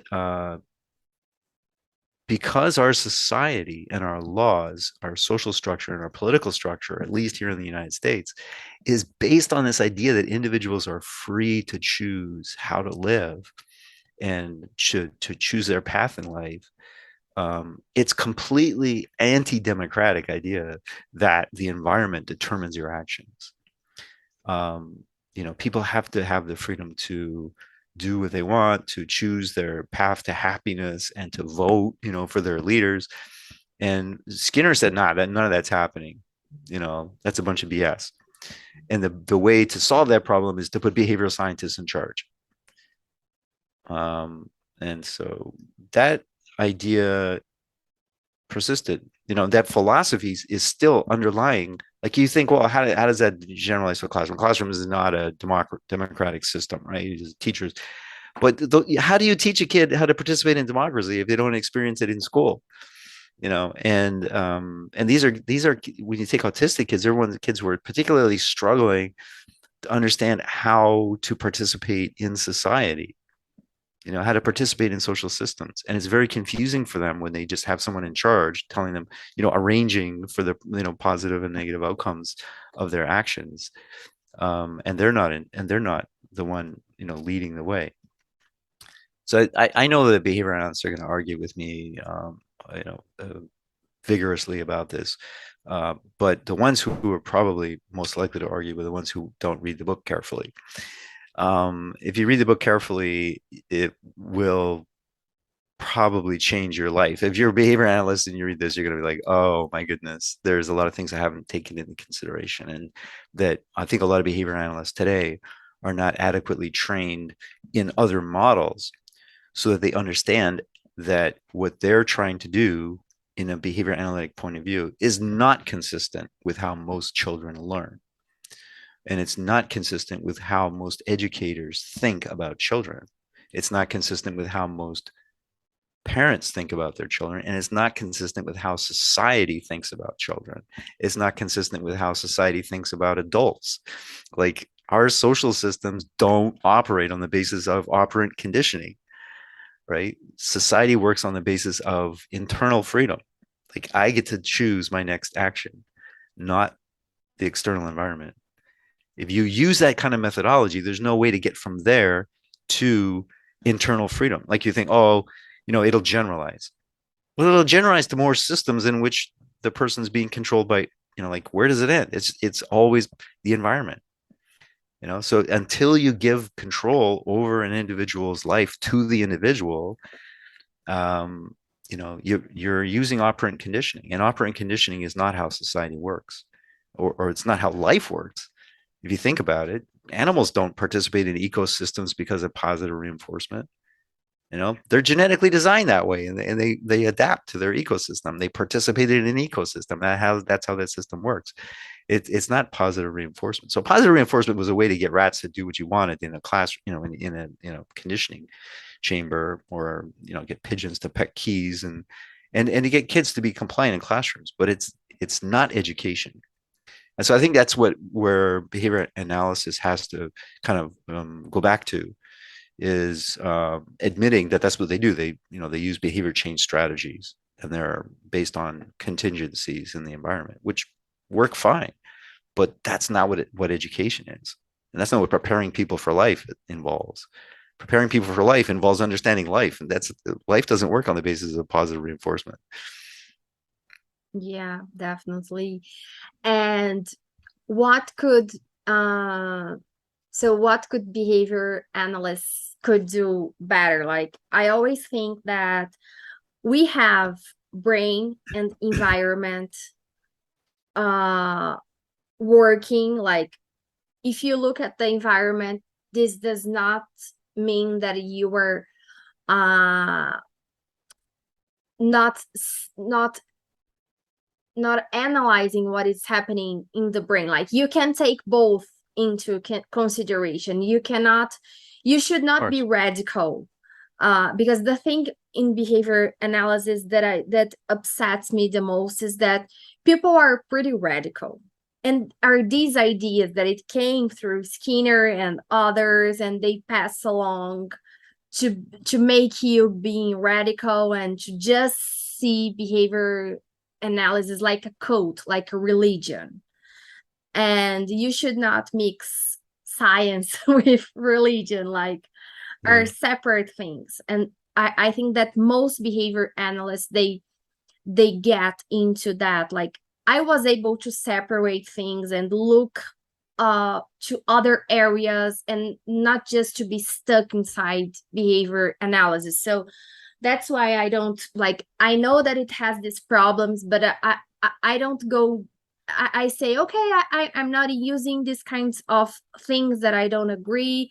I don't want to change autistic people. We need to accept the diversity that I think that many people do not, and they want to change and make everybody neurotypical. And that's the biggest issue of the neurodiversity movement. They do not want to be cured. They want to be accepted. That's what I am hearing. They want society to help them have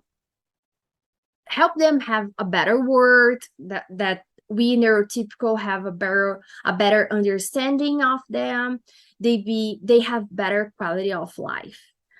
And Well, I think what people in diverse situations, or from coming from a diverse background, if you will, mhm, or life experience, um, what they contribute needs to be valued. They need to know that we value them. That the mainstream, the typical. I mean, it's a similar kind of problem for people who have any kind of diversity, was mhm, so people with very, very high IQ, geniuses, um, they have a lot of social isolation, depression, suicide rates. I mean, like, they just don't feel like other people. big, largely because they don't feel value. It's hard for them to feel value because most of society is pitched at people who fall in the middle, in the middle of the bell curve, right? Mhm. 60-70% of people are in the middle. And so someone with an IQ of 70 is 30 points below average, but someone with an IQ of 130 is 30 points above average. They're just as different from average, and they're just as easily to fall off of a social adaptation. It's difficult for them to integrate and to contribute and participate. So being able to uniquely um, and creatively participate in sociocultural systems benefits everyone.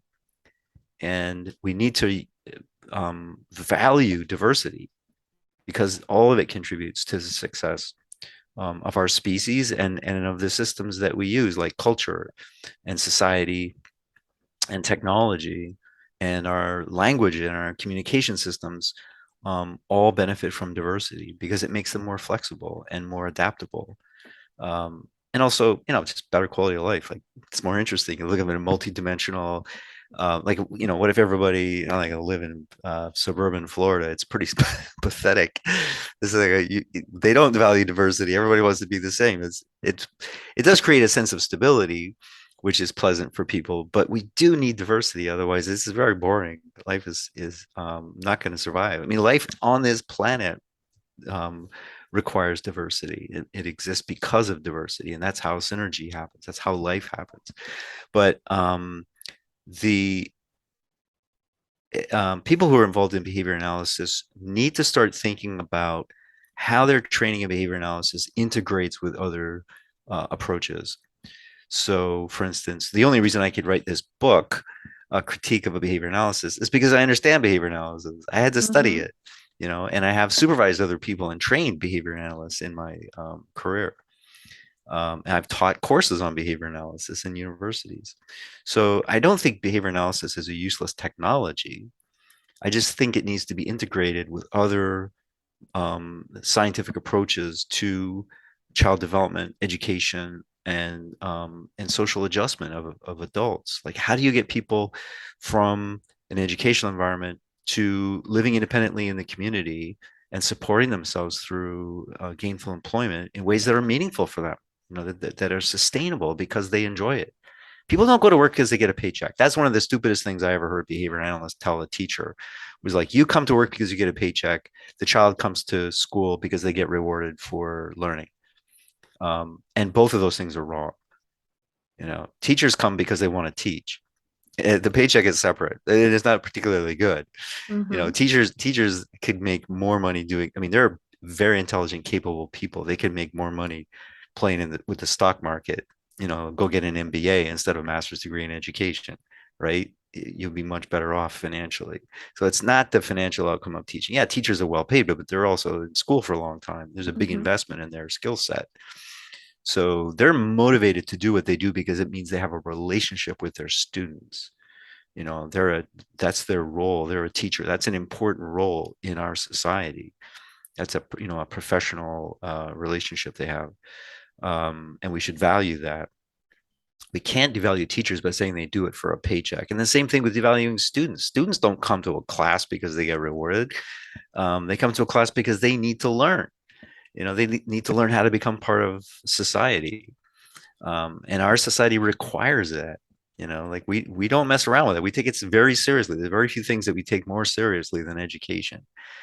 And it's a relationship. It was William James who said, if you base education, like teaching is an art, right? And I think that's the first quote in the introduction. Yeah, in the introduction in the book, it says, psychology is a science and teaching is an art. And sciences never generate arts directly out of themselves. And that was William James talking to teachers about using psychology in the classroom. He's like, psychology is a science. Don't forget. I mean, you can use science in the classroom, but don't forget that you are participating in the art of education. And a large part of that is having a relationship with the people who benefit from it. Same thing with an artist. An artist can't forget that they have to be appreciated. They need an audience. People, someone's going to have to buy their artwork. Someone's going to have to value it. What's the point of creating something in the classroom or as an artist or as an engineer, anything, as a lawyer? Why would you create something if other people didn't appreciate it or value it? And so I think the same thing with teachers. They feel valued by their students and they feel valued by the parents of those students, not just the paycheck. And the same thing with the student. They value what they're learning, and so people who are autistic want to feel valued, that they're contributing something important to society. And if they're not allowed to participate, then they get angry. That's understandable. Everybody would be in the same situation. You see that in all different kinds of cultures, of racial tension, political tension. When people don't feel valued, they push back, and sometimes in maladaptive ways that can happen. So I think being accepting of diversity and understanding the typical processes that underlie education and development are important for behavior analysts, and they can see their role within that. Like there is a role for behavior analysts within education and within child development, but they can't just push everybody out of the way and say, "Oh, I got this." I know how organisms learn. Well, you don't, pretty obviously. Yeah. Because that's, if you just take a rat, the simple example, the much simpler organism, they're social, right? They have relationships, they produce children, they live in an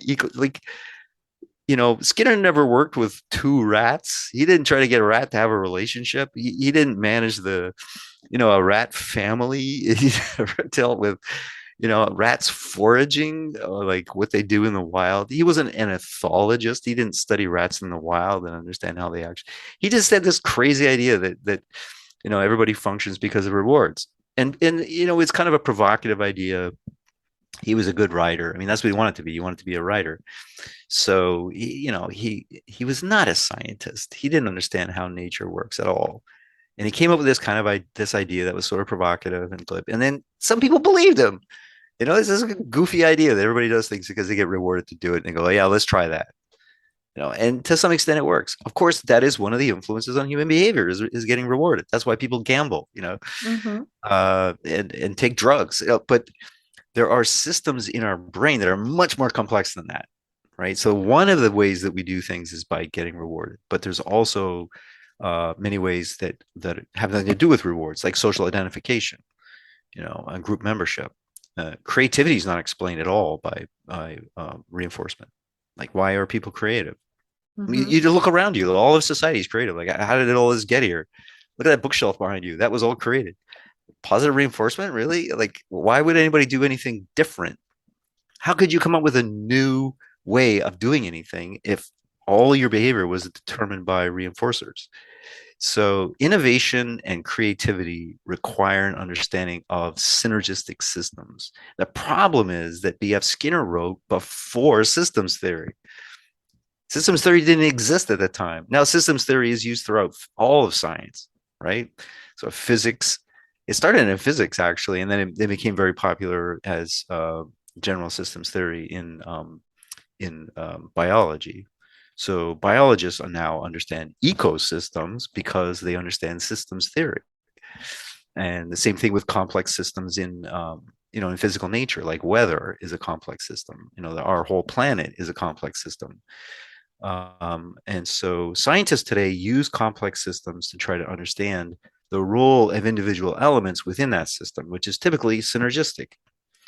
And so understanding how synergy works, understanding physically as well as organically, understanding organic and physical systems, how they operate, is important. And B.F. Skinner wrote at a time when science was still based on simple causal models, right? So an event occurs and it causes another event. So simple linear causality was the basis for science at the time that Skinner was coming up with his ideas in the 1940s and 50s. The problem was that it became reified, it became fixed, so people are still following operant conditioning theory, which is a theory from the 1950s, pre-cognitive revolution. and his ideas came and went, but the techniques still work. Operant conditioning, like labs, because I remember being a lab assistant at a university and preparing rats for the operant conditioning lab where students were studying behaviorism, and they had a lab and they got a rat, and they got a Skinner box, like an operant conditioning chamber. They had to know how to handle a rat and, get the rat to press the bar when the light came on, and, and as part of their studies, their courses as an undergraduate psychology student. They don't have labs like that anymore, but the idea is still around. So it's a very old idea. Operant conditioning is very old, and it doesn't work by itself. Mm-hmm. Within the context of a system, obviously rewards do influence. All organisms, have positive outcomes and negative, punishments or negative outcomes. Even single-celled organisms can learn based on their experience. But the important point is that they have a choice. And this is where these ideas come from. Nikolai Bernstein, who was a physiologist and like a colleague of Lev Vygotsky's in the Vygotsky Circle in Moscow in Russia at the time. So it was behind the Soviet, within the Soviet system, behind what they call the Iron Curtain. Um, Bernstein's work has since been translated into English and popularized by this guy, Mark Latache, who I communicated with quite a bit when I was writing this book and the other two books that go with it. Latache is the modern day sort of offspring, if you will, because his father actually worked with Nikolai Bernstein, and he translated Bernstein's work from Russian into English and popularized his ideas. And he's still doing research on Bernstein's ideas.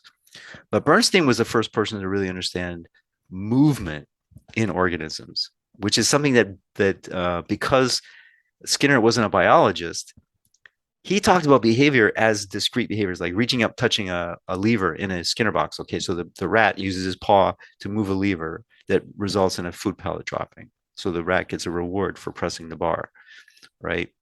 That's a movement.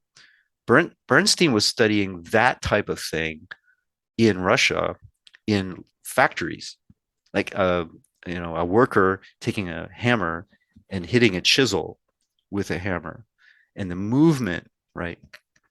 And he created the first high-speed camera, believe it or not, to study intensely, like, how does an organism like a human standing on his feet do such an intricately accurate thing. And he also studied playing the piano, like how people make movements with their fingers to make music. But what he discovered was that every action is unique. You don't do exactly the same. There's a person standing there hitting a chisel with a hammer, right? Or a rat pressing a bar. It looks like the same movement, but it's not. The animal has to move their body differently each time they create that movement. So it's not a behavior. It's a series of unique individual behaviors. And you have to decide to do each one and how you're going to do it. Because when you hit a chisel with a hammer, your whole body is going to move slightly. You have to have an idea in your head about what you're doing before you initiate the movement, right? And so every time you shift your weight, or every time you adjust your shoulders, or just where you start the hammer swing from, he realized it's a different movement. It looks the same if you just sort of say the outcome of the behavior was the chisel hit the steel or whatever. You're doing this bang, bang, bang, whether you're hitting nails with the hammer, right? You're doing the same thing. You're hammering nails. Oh, you're hammering nails all day long. You're doing the same behavior. If you call it a behavior, yeah, it's the same thing. But if you look at it as a movement, it's not the same thing at all. The animal is creating each one of those movements. So the idea of the movement and the conceptualization of it and the creation of it neurologically has to come from the brain. You can't like show an animal how to do that, right? How to move. So the reward doesn't create the behavior. The behavior has to be created by the animal. And the reward might make it more likely for you to do that again. But you could also decide you don't want to. You could do something different. So a person hammering the chisel could just put it down and say, I'm done, I'm quitting, I'm going to do something else for a living. Or they could find a better way. They could think of a better way to do that, like with like a chisel gun. They could invent, a pneumatic driver for the chisel gun. Suddenly you've got someone who's doing the same thing, but they're not using a hammer anymore, right? Are they still doing the same behavior? Yeah. But creativity and innovation and technology and all that, those are part of that system. And so people don't, like, robots do that job now, right? It's the same behavior. Now a human is not even involved. So organisms create their own actions, not the environment. And if you don't understand that, you're going to get in trouble. And when people use positive reinforcement to shape behaviors as if they were one thing, they don't understand that those actions are being generated by the child in a sociocultural context. They're part of a system. They're participating in a sociocultural system, and their way of participating is by creating actions. That's the part I think that is missed in behaviorism, is that they think the behavior is being created by their actions, by their rewarding. Well, who created their actions? Like, who made behavior analysts God? Like, why do they think they get to be in charge?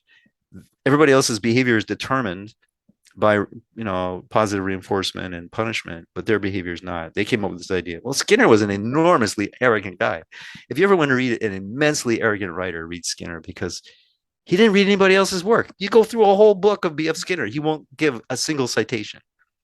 It's solipsistic. He was in his own head. He never referenced anyone else because he wasn't a scientist. He didn't realize that's how scientists work. Scientists participate in the system of science. Scientists collaborate. Scientists share. Like, in my book, I'm constantly referring to other people's work. There's a whole big section back here of references, right? Those are ideas from other people. I collaborated in writing this book with many other people. Even though I'm the sole author, a lot of other people contributed to my ideas and how I think about it, and the research that went into it. And if you look at anybody else's work, like, here's an example, a really good example of a very important understanding of play in child development as part of the sociocultural system. So I communicate with this guy, Artan Gonku, in Illinois, and I think he's a wonderful guy, absolutely a brilliant developmentalist. But he's not necessarily an educator. He's a scientist, and but he understands the role of play in child development extremely well. And behavior analysts have to look at play as a behavior, which is silly. Play is an activity that is key to sociocultural evolution. That's how children learned before there were schools. We didn't have schools. Kids played, and that's how they acquired culture. They learned how to communicate. They learned how to use technology, and they learned how to have social relationships through play. So at the times that we were still running around throwing sticks at things for food and digging up grubs, children were playing and imitating adults, right? So play is part of culture. It's not a behavior. It's not something you can teach a kid how to do. They're hardwired to do it. They're born that way. And autistic kids also play. There's not a problem with their play. It's just they don't play like other kids. And so they're interested in exploring the world in ways that are not particularly social. But that doesn't mean they're not intelligent or they're not capable of learning. It just means they're not going to learn the stuff the same way that other kids do. And they're not going to wind up with the same head full of information. And it's important to distinguish between, for instance, knowledge, which is what education tends to focus on, curriculum, and then understanding.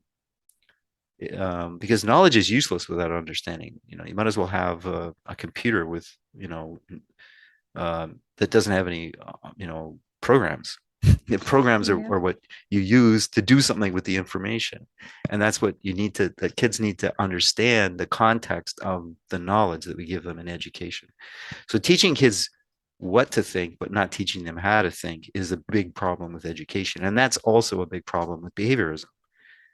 They don't think that people need to think. They're going to do what the environment tells them to do. They don't understand understanding.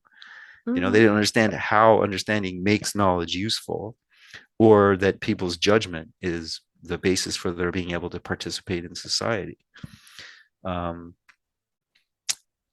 And they anyway, that control the environment. yeah, So and that all goes back to, this is my worn, torn, and faded version of Lev Vygotsky's book. You can see it's been sitting on my shelf yeah. in the sun for too long, but because it's always on the top of the pile. This is my my well-loved version of Lev Vygotsky's Mind and Society.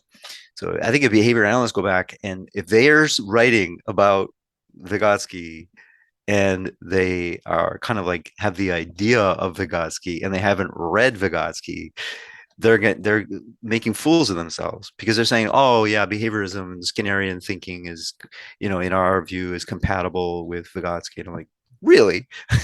You read Vygotsky and you still think that? And I'm like, if you read Skinner and you read Vygotsky, you're like, nah, okay, I get it. There's completely incompatible philosophies. But for them to just glibly say, yeah, we're taking into consideration. Same thing, read Piaget. Jean Piaget wrote all about how children teach themselves through exploring the world. It's nothing to do with positive reinforcement. It's how they're wired up. And I think Vygotsky and Bernstein and Piaget and Brunner, the constructivist theorists, they understood that individuals construct their reality or their understanding of the world through their experiences. And we're internally motivated to do that because it helps us to function in the world. We want to understand our world. We want to understand our connection to society and to culture, but also to just the physical environment. Kids explore the world. They don't need to be rewarded for that. They don't need to have positive experiences. They just need to learn, and they want to learn. Some kids don't learn as much, from other people as others. That doesn't mean they're not learning. So I think it's a gross misunderstanding of people, and it's a misunderstanding of culture, and it's a misunderstanding of autism. And I know that behavior analysts won't like to hear that, but they need to integrate their methodology or their technology of behavior change strategies into mainstream science. Mainstream Yeah. scientific understanding of child development and sociocultural systems is the only way forward for them. Otherwise, behavior analysis will disappear the way behavioral psychology disappeared in the 1950s. And last question, because I want to let you go. What can we expect for the next books? Can you tell us in advance? I know that we will have a lot on our plates to read all the Yeah. book, and not just like, I Hey, know by the way, that's I got the audiobook for this, and it's like a computer oh, generated voice. And it's really, really? I liked it. I was like, wow, did I write that? That's pretty good. Like, there's some English guy, it's like an English voice, but it's a computer Uh-huh. generated voice. But, like, if I was driving my car down the road and I was listening to it, I was like, Yeah. oh, okay, I'd listen to that. So So, probably will be on Audible, the no, those it's on app. Google Play. Google Play has this book, and Google Play audiobook. Oh, okay. That's what I was Okay. listening to. Anyway, um, but yeah, I mean, just reading this is going to be a chunk of A work, lot. honestly. Yeah. It took me years to write, but um, this also is due. So I have 4 books I'm working on simultaneously, basically, when I get time, right?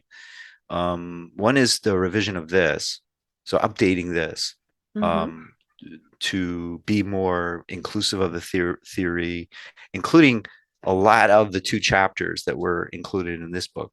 So Mm-hmm. basically, I've taken the 2 chapters from here and including them in a revision of this, and all Okay. the theory, but also just like an emphasis on where Lego Club got to today, because now Lego Club is used around the world. There's like Mm-hmm. over 50 countries where we have Lego clubs, and it's done very well in some settings, not so great in others, but it's definitely changed. So it's time to update this, even though this book was published in 2014, which is like 9 years ago. It's very out of date because it was written way before that. Like I wrote this in like 2004. We just didn't decide to publish it until 2014. So it was 10 years old. Okay. The technology was 10 years old when I published it. Um, then I'm also working on the editing the two other books that have to do with understanding autism and understanding child development. So one book is on kind of like it's more for like parents and teachers to understand how children learn and become integrated members of society in general. And then the other one is really on how autistic individuals uh, approach those challenges differently. So we've got another book that's kind of like the model we're talking about today, how sociocultural systems operate synergistically as a book, and then another one on how it's difficult for kids with autistic brains to participate in sociocultural systems and what we can do to help them with that. Okay. And then, as I said, a revision of this. And then another book I'm working on, which is more general, which is the understanding the relationship between degrees of freedom, which is if you took statistics or math, you understand degree of freedom means an unassigned or undetermined variable. You know, it's a mathematical term, but Mm-hmm. it also applies to sociocultural systems. So a degree of freedom that is internal, and it could be a cell or it could be an entire ecosystem, is a measure of the extent to which that system is self-determining. And that's how most people think about freedom. Freedom can be thought of as like freedom from things like oppression, a sociocultural thing of like if you're free, you don't have other people telling you what to do. Mm-hmm. Like behaviorism is a type of way of taking other people's freedom away.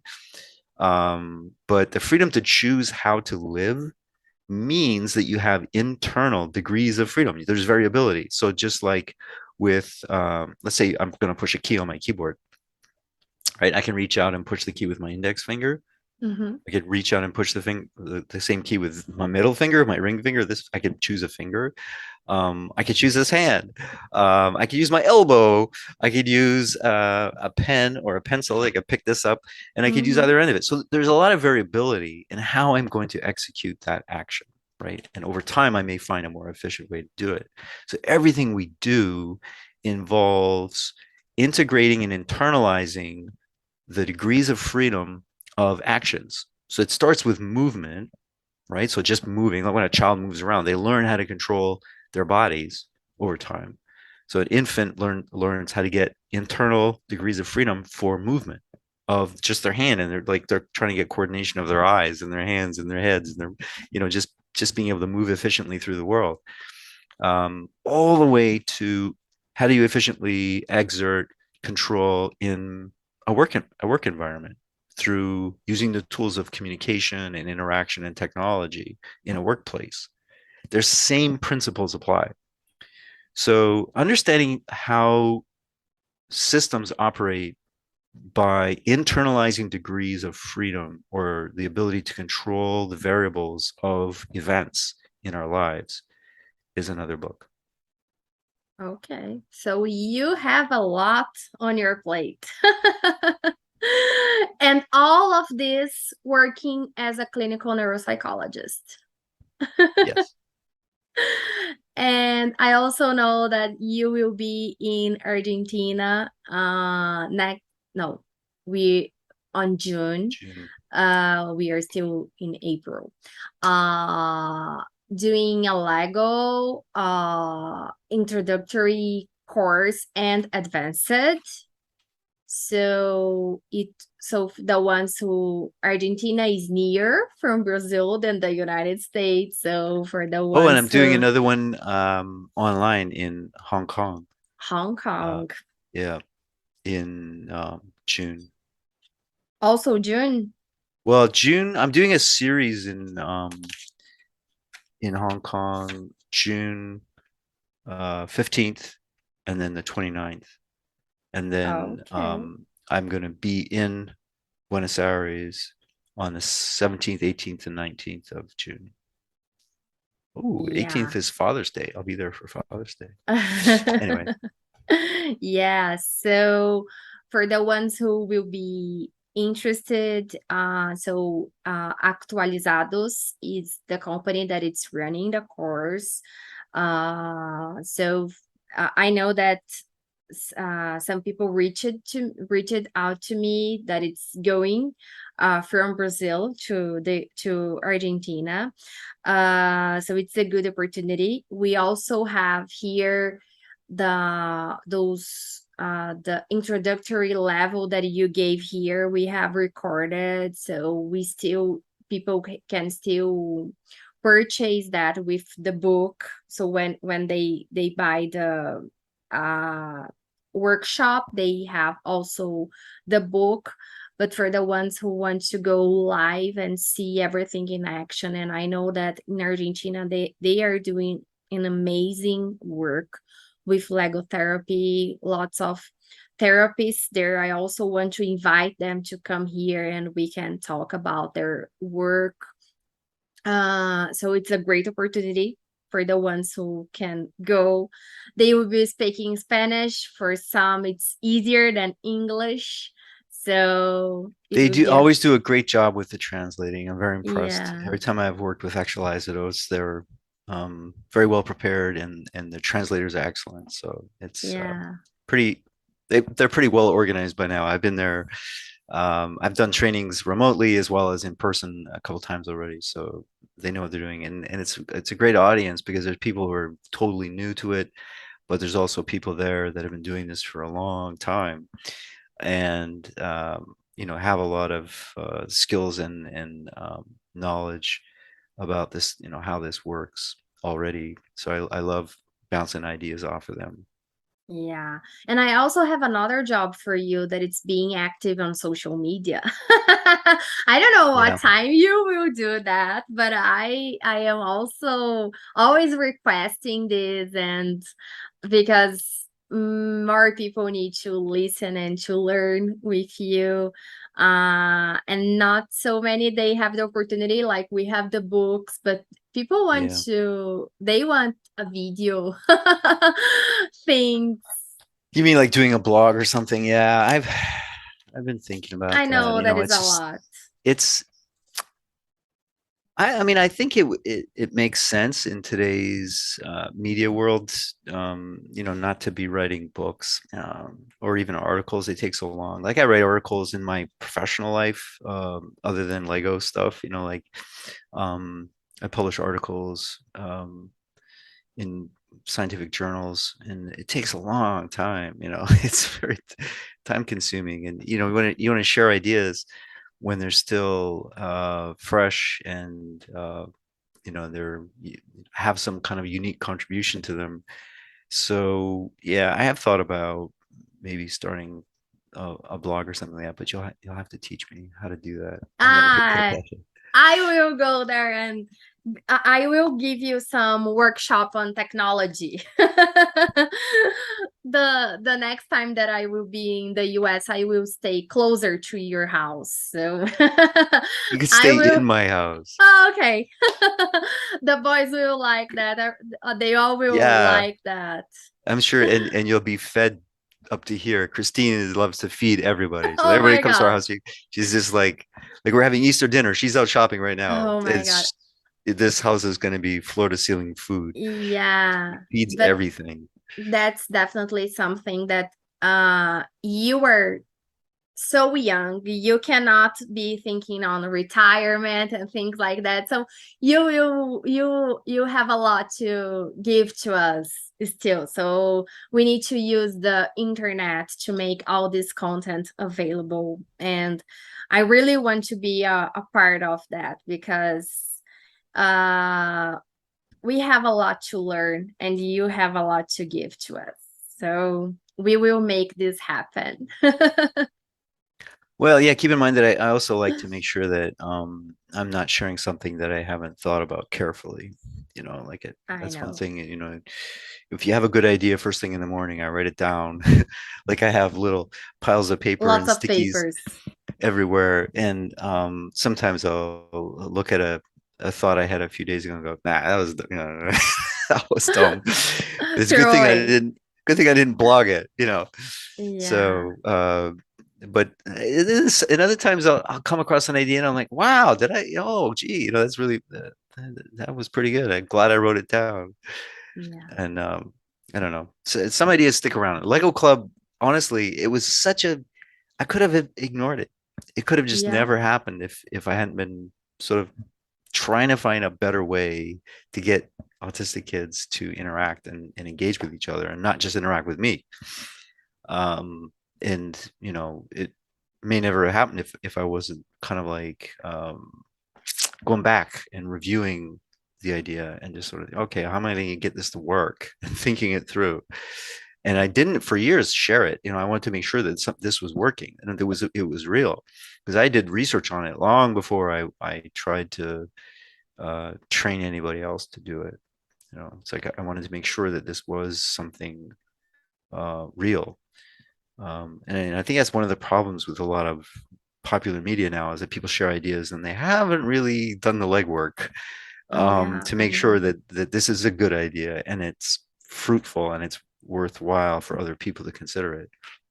No, but people still don't even know the many ideas that you have that it's already solid. So we still have lots of material that you have solid in your mind to share. So Okay. Dr. Dan, so many thanks to you. I love always to talk to you. You were a dear friend of my family, so we really like to spend time with you and Christine. I hope I can meet your kids someday. I have met one of them. The first time that I went to your home, I don't know, it was Misha that he was there with his girlfriend doing some boating. Right, right. Yeah. Yeah. So I have met one He's of flying them. he's flying helicopters in the army now. Yeah, he's Kind of scary. yeah. So I know that it will be a great book. I am anxious to receiving it here in Brazil. So everyone who reads in English will be able to purchase through Amazon. Yeah, I'd like to get it translated. Um, this book was translated into a bunch of different languages, Yeah, but that was with a different publisher. This one is with Universal Publishing, and they're pretty easy to deal with. So I think it should be great relatively straightforward, but it's long. It's possibility. a lot of travel. Yes, it's a lot of work. We should have professionals like that just do translations, because it's a big book. But I'm sure that it will like have lots of uh good understandings for people who works in the neurodiversity world. So I'm really excited about, and I'm really excited about to know more about the next stuff that you are doing. So we will keep people posted, like act uh to share with everyone what you are doing on your almost you stay there for long hours in your office, like writing and writing. I stay imagining how you do it in your day-to-day life, like how you write it and everything.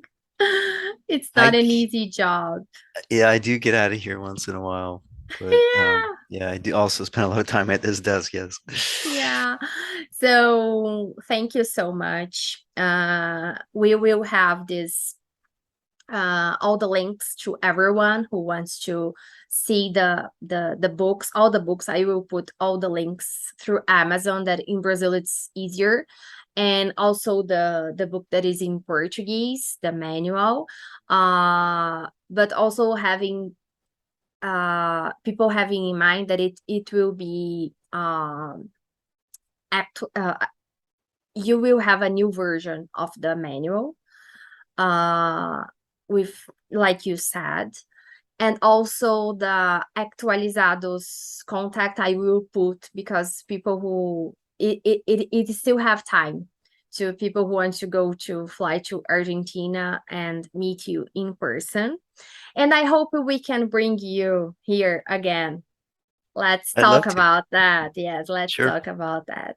Okay. So thank you. I will let you go because you have a big Easter to plan and organize. I'm working today too. I got to get Oh, I got to oh, get onto some other business stuff. But then after yeah. that, I'm basically going to be helping Christine cook. I She hope she lets so. me in the kitchen only as her helper. Okay. You were not promoted as a creator or a master yet No, in I'm the still kitchen. I'm still a helper. Okay.